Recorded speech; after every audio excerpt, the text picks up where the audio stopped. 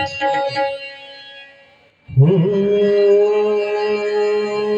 गजाननं भूतगणादिसेवितं कपित्वपण्डोदारभट्टितं उमासुतं शोकविनाशकारणं नमामि विघ्नेश्वर पाद पंकजं पादपङ्कजं पादपङ्कजं पादपङ्कजं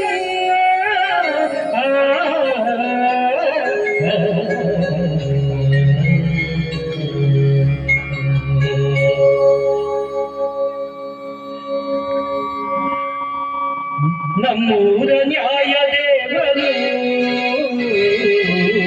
ನಮ್ಮ ಯಜಮಾನರು ನಮ್ಮೂರ ನ್ಯಾಯ ದೇವರು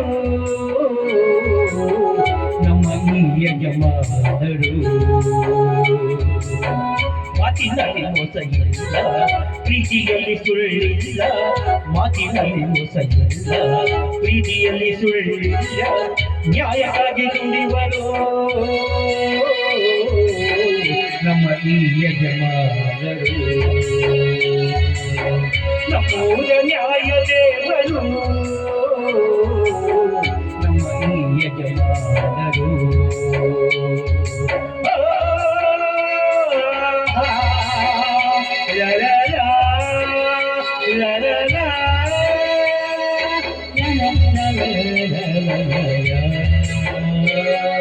ನ್ಯಾಯ ನೀತಿ ಧರ್ಮ ಪಾಲಿಸುವರು ಧರ್ಮ ಎಂದು ನಮ್ಮನ್ನು ಉಳಿಸುವರು ನ್ಯಾಯ ನೀತಿ ಧರ್ಮ ಎಂದು ಪಾಲಿಸುವರು ನೀತಿ ಧರ್ಮ ಎಂದು ನುಡಿವರು ಎಲ್ಲೆಲ್ಲೋ ಈ ನೀತಿ ಉಳಿಗೆ ಎಲ್ಲೆಲ್ಲೋ ಈ ನಮ್ಮ ಯಜಮಾನರು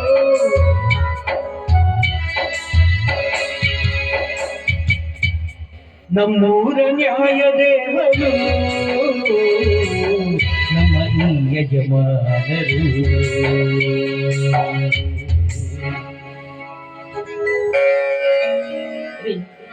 ಪ್ರಸಾದ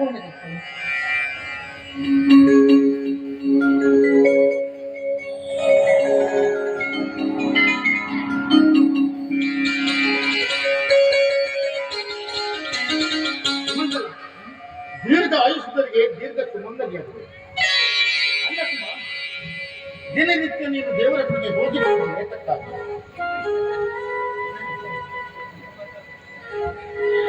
ಅಲ್ಲ ದೇವರ ಗುಡಿಗೆ ಹೋಗಿ ಬರುವುದು ಯಾತಕ್ಕಾಗಿ ಅಂತ ನನ್ನನ್ನು ಕೇಳ್ತಾ ಇದ್ದೀರಲ್ಲ. ನೋಡಿ, ನಮ್ಮ ಮನೆತನದ ದೇವರು ಆ ಸಗೂರೇಶ್ವರ. ಅಷ್ಟೇ ಅಲ್ಲ, ನನ್ನ ಅತ್ತೆ ಮಾವಂದಿರು ಇದ್ದಾಗಲೂ ಕೂಡ ಆ ಸಗೂರೇಶ್ವರನ ಸೇವೆಯನ್ನೇ ಮಾಡುತ್ತಾನೆ ಬಂದವರು ಅವರು. ಹಾಗಿರುವಾಗ ಅದೇ ಸಂಪ್ರದಾಯ ಪದ್ಧತಿಯನ್ನ ನನಗೂ ಕೂಡ ಕಲಿಸಿಕೊಟ್ಟಿದ್ದಾರೆ. ಇವತ್ತಿಗೂ ನಿರಂತರವಾಗಿ ಆ ದೇವರ ಸೇವೆಯಲ್ಲೇ ನಾನು ನಿರತವಾಗಿದ್ದೀನಿ. ಅಷ್ಟಕ್ಕೂ ಆ ದೇವರು ನಮಗೆ ಏನ್ರಿ ಕಡಿಮೆ ಮಾಡಿದ್ದಾನೆ. ದಿನನಿತ್ಯ ನೀನು ದೇವರ ಗುಡಿಗೆ ಹೋಗಿ ಬರುವುದು ತಪ್ಪಲ್ಲ. ಹಿರಿಯರ ಪದ್ಧತಿಯನ್ನು ಅನುಸರಿಸಿಕೊಂಡು ಹೋಗ್ತೀಯಲ್ಲ, ಅದು ತುಂಬಾ ಸಂತೋಷ. ಅದಿರಲಿ, ದೇವರಲ್ಲಿ ಯಾವುದಾದ್ರೂ ಒಂದು ಹರಕೆ ಹೊತ್ತಿರುವುದಿಲ್ಲ. ಅಲ್ಲ, ಆ ದೇವರಲ್ಲಿ ಮತ್ತೆ ಹರಕೆ ಹೊರದೇ ಇರ್ತೀನ. ಯಾಕೆಂತಂದ್ರೆ ಮದುವೆ ಆಗಿ 3 ವರ್ಷವಾದ್ರೂ ಕೂಡ ಆ ದೇವರು ನನಗೆ ಮಕ್ಕಳ ಭಾಗ್ಯವನ್ನೇ ಕರುಣಿಸಲಿಲ್ಲ.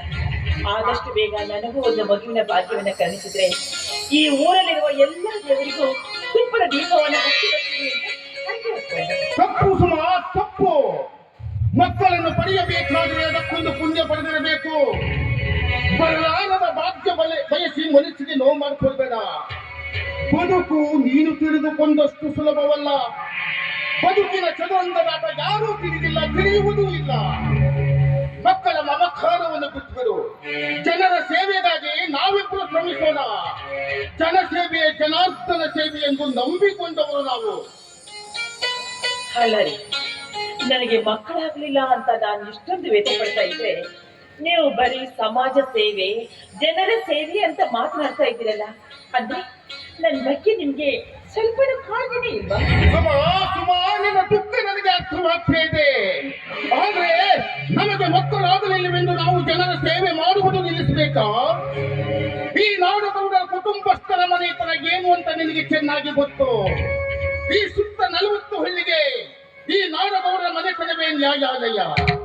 ಈ ಮನೆಯ ನ್ಯಾಯಾಧೀಶರೇ ಯಜಮಾನರು. ಅದಕ್ಕೆ ಹಸಿದು ಬಂದವರಿಗೆ ಅನ್ನ ಹಾಕುವುದು ನಮ್ಮ ಧರ್ಮ, ಬೆಕ್ಕಲಿಯಾಗಿ ಬಂದವರಿಗೆ ಬಟ್ಟೆ ನೀಡುವುದು ನಮ್ಮ ನೀತಿ. ಮದುವೆ ಮುಂಚೆ ಮರಣ ಅಂತ ಯಾರೇ ಬಂದ್ರು ದಿನನಿತ್ಯ ದಾನ ಮಾಡುವುದು ನಮ್ಮ ಕಾಯಕ.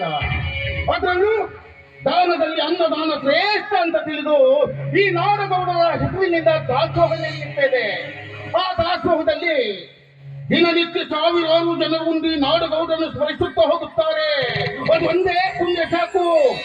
ನಮಗೆ ಮಕ್ಕಳಾಗಲಿರುವುದು ನೀನು ಚಿಂತಿಸುವ ಅವಶ್ಯಕತೆ ಇಲ್ಲ. ಹೋಗ್ಲಿ ಬಿಡಿ, ನೀವಿಷ್ಟೊಂದು ಮಾತನಾಡ್ತಾ ಇದ್ದೀರಾ ಅಂದಮೇಲೆ ಖಂಡಿತವಾಗಿ ಇನ್ಮುಂದೆ ನಾನು ಯಾವ ಯೋಚನೆನೂ ಮಾಡಿಲ್ಲ. ಅಂದಾಗೆ ನೋಡಿ, ಬೆಳಿಗ್ಗೆಯಿಂದ ನೀವು ನ್ಯಾಯ ನೀತಿ ಪಂಚಾಯತಿ ಅಂತಾನೆ ಇದ್ದೀರಾ. ನೀವು ಊಟನೂ ಮಾಡಿಲ್ಲ. ಈಗ ಹೋಗಿ ನಾನು ನಾಷ್ಟ ರೆಡಿ ಮಾಡ್ತೀನಿ, ಬನ್ನಿ ತಿಂಡಿ ತಿಂದಿರಂತೆ. ಆಯ್ತಾ? ಆಮೇಲೆ ತಗೊಳ್ತೀನಿ. ನಮ್ಮೂರ ಯಜಮಾನ ಬಡವರ ಪಾಲಿನ ಸರದಾರ. ನಮ್ಮೂರ ಯಜಮಾನ ಬಡವರ ಪಾಲಿನ ಸರದಾರ. ನ್ಯಾಯ ನೀತಿ ಧರ್ಮವ ಉಳಿಸುವ ನಮ್ಮೂರ ಹಮ್ಮೀರ. ನಮ್ಮೂರ ಹಮ್ಮೀರ. ನಮ್ಮೂರ ಯಜಮಾನ ಬಡವರ ಪಾಲಿನ ಸರದಾರ. ನಮ್ಮೂರ ಯಜಮಾನ ಬಡವರ ಪಾಲಿನ ಸರದಾರ. ನ್ಯಾಯ ನೀತಿ ಧರ್ಮವ ಉಳಿಸುವ ನಮ್ಮೂರ ಹಮ್ಮೀರ. ನಮ್ಮೂರ ಹಮ್ಮೀರ. ನಮ್ಮೂರ ಹಮ್ಮೀರ.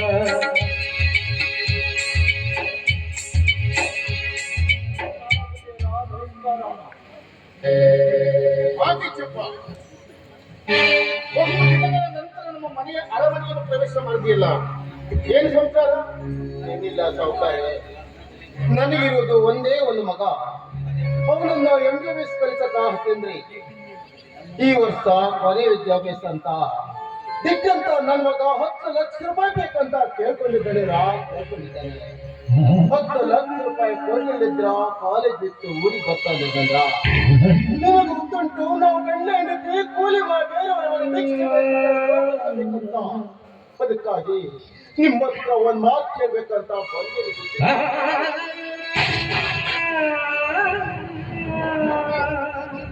ಕೆಂಚಪ್ಪ, ನಿನ್ನ ಮಗನ ಓದಿಗೆ ನಾನು ಕೊಡುವ 10 ಲಕ್ಷ ದೊಡ್ಡದಲ್ಲ. ನೀನೊಬ್ಬ ಬಡವ, ನಿನ್ನ ಹೆಂಡತಿ 10 ಮನೆಗಳಲ್ಲಿ ಕಸ ಮುಸಿದು ತುಳಿಯುವ ಬಡತಿ. ನೀನೊಬ್ಬ ಸ್ವಂತಿಯೊಳಗೆ ಗಂಟು ಮೂಟು ಬರುವ ಹಮಾಲ. ನೀವಿಬ್ರು ಗಂಡ ಹೆಂಡತಿ ಸೇರಿ ನಿನ್ನ ಮಗನನ್ನು MBBS ಓದಿಸಿದ್ರಲ್ಲ, ತುಂಬಾ ಸಂತೋಷ. ನಿನ್ನ ಮಗ MBBS ಅಲ್ಲ, MD ಆಗುವವನಿಗೆ ಕಲಿಯಲಿ. 10 ಅಲ್ಲ 20 ಲಕ್ಷ ಖರ್ಚಾದ್ರೂ ಸರಿ ಈ ನಂಜುಂಡ ನಾಡುಗಳು ಕೊಡ್ತಾರೆ.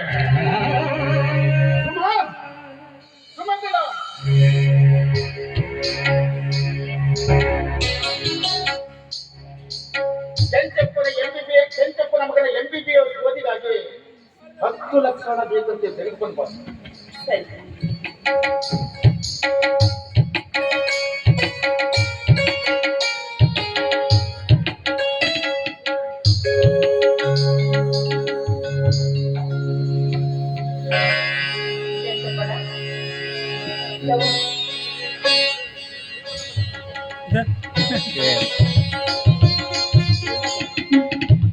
ನ್ಯಾಯ ನೀತಿ ಧರ್ಮ ಕೊಡುತ್ತೋ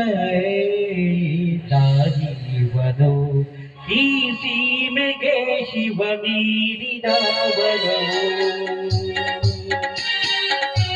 ಈ ಊರಿಗೆ ಇವಾಲದ ಬಡವು, ಇವ ಬಡವ ಪಾಲಿನ ರಕ್ಷಕನು ಇವನು.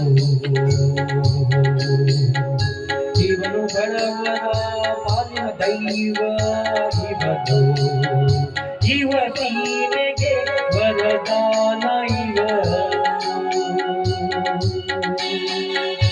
ಈ ಊರಿಗೆ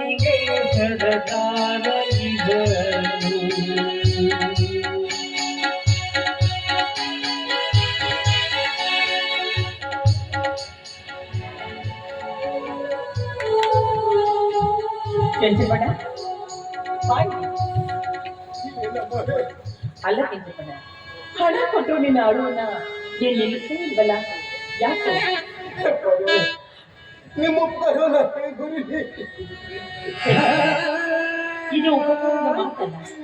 ಯಾಕೆಂತಂದ್ರೆ ಈ ಮನೆಗೆ ಯಾರು ಬಂದ್ರು ಸರಿ, ಅವ್ರು ಬರುವಾಗ ಅಳ್ತಾ ಬಂದಿರ್ತಾರೆ. ಹೋಗ್ಬೇಕಾದ್ರೆ ಖಂಡಿತವಾಗಿ ಅವರು ಅಳ್ತಾ ಹೋಗ್ಬಾರ್ದು. ಅವರ ಅಳುವನ್ನ ನೀಗಿಸೋದಕ್ಕೆ ಅಂತಲೇ ಈ ಮನೆಯಲ್ಲಿ ನಿಮ್ಮ ದಣಿ ಇದ್ದಿರೋದು. ಅದಕ್ಕಾಗಿ ನೀನ್ ಯಾವತ್ತೂ ನಗನಗನೇ ಇರ್ಬೇಕು ಕೆಂಚಪ್ಪಣ್ಣ. ನೋಡು, ಅಳಬಾರ್ದು.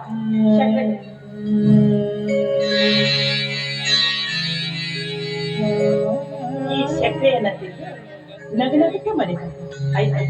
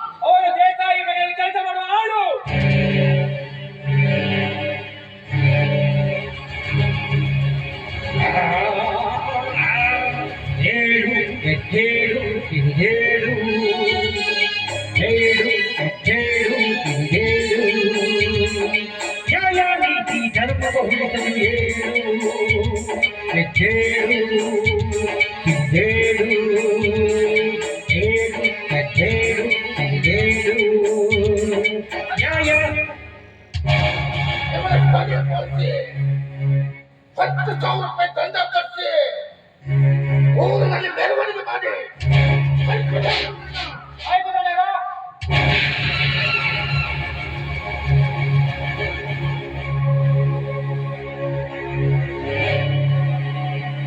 ಸುಮಾ ಸುಮಾ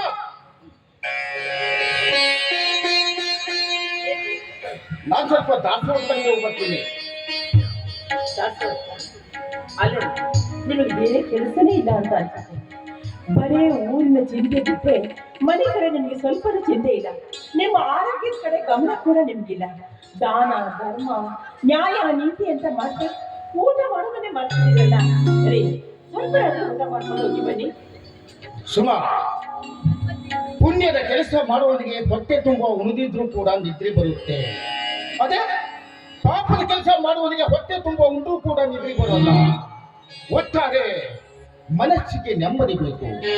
ನೆಮ್ಮದಿ ಇರದ ಬದುಕು ನರಕದ ಸಮಾನವಾದದ್ದು.